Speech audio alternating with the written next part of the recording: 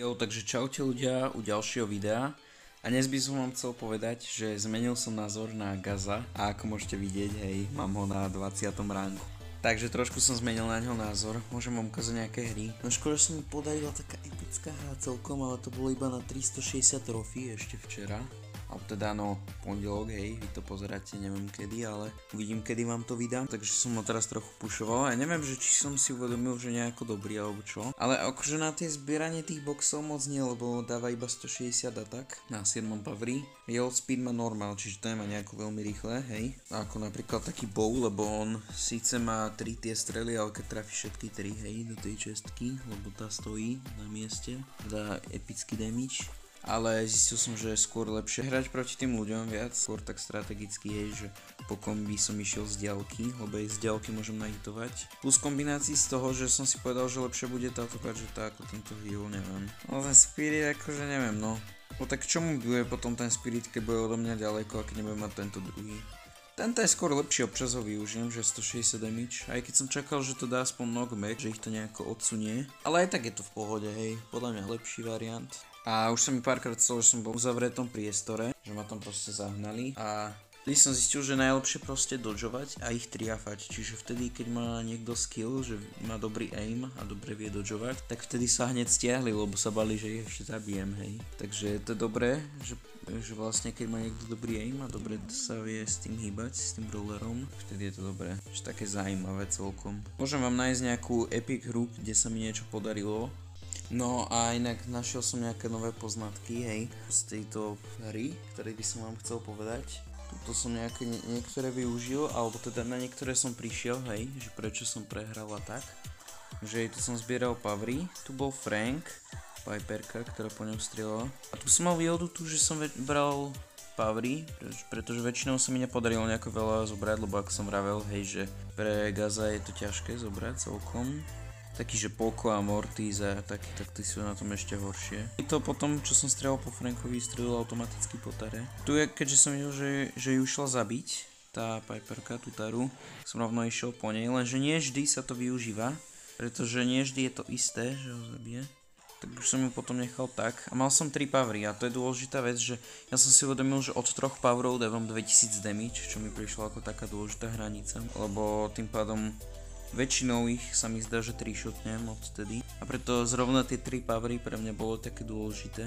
A to sa potom hej niečo dialo, tu bol nejaký gas a Brock. No potom neskôr, v neskoršej late game, tuto vlastne hej Piperka po mne strieľala, že som išiel na bok a po mne strieľala. Tuto vlastne ona sundala tú M-sku, takmer skapala, neviem prečo išla akože takto na ňu, ale dobré, asi to mala vypočítané, alebo mala extrémny lak.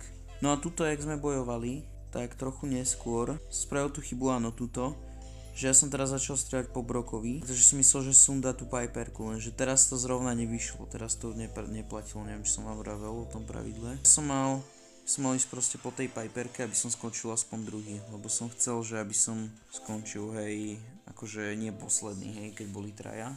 Takže nie vždy, neviem, či som vám tom vravel o tej stratégii, ale nie vždy to tak platí, že keď akože jeden vyhráva nad druhým a že ho pravdepodobne zabije, tak je dobré ísť po tom, čo vyhráva, pretože oni tým pádom budú na tom mizerne obidvaja, že budú blízko smrti a tým pádom či už vyhrá jeden alebo druhý, tak to bude ľahké zabiť. Ale v týchto playoch, kde už ostávajú iba traja, je nejaká malá zóna, tak nevždy teda hej, vyjde. Takže tuto som si to zrovna uvedomil, že by som mal ísť trochu inak. A inak upgradeol som si Stua a M-sku na 9, ale rozmýšľam, že aké star powerky si tam dám. Aj na ostatných. A bola, keď budú nejaké mapy s tými kríkmi, tak asi túto, ale inak neviem.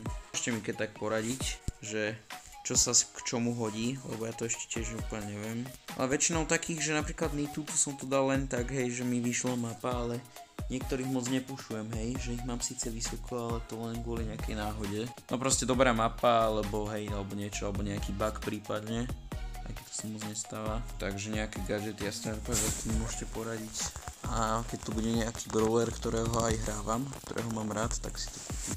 Takže som zmenil názor na toho Gaza, ja neviem, že Ja som zistil, že on má celkom dosť životov, že on má vlastne na 7 ako Šelina dokonca na 8 sa mi zdá. Takže on nemá veľký damage, ale zistil som, že teraz ja z kombinácii s tými spiritmi, ja som si chcel presne kúpiť, že aby niečo ten spirit robil, lebo on keď tam iba je a väčšinou sa k nemu ani na heal nedostanem. Jedine, že toho nemáka zaženiem. Ale toto zároveň je dobré s tým, že keď sa k tomu spiritu nedostanem, tak aspoň viem im dať damage niekomu.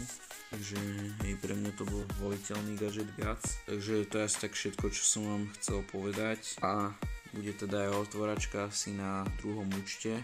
Môžem natočiť niekedy. Však to tam budem mať stále, to keď proste, neviem, že nebude niečo iné sa diať, tak to natočím, no. Alebo keď si viac ešte našetrím, lebo chcem spraviť z toho takú bombu.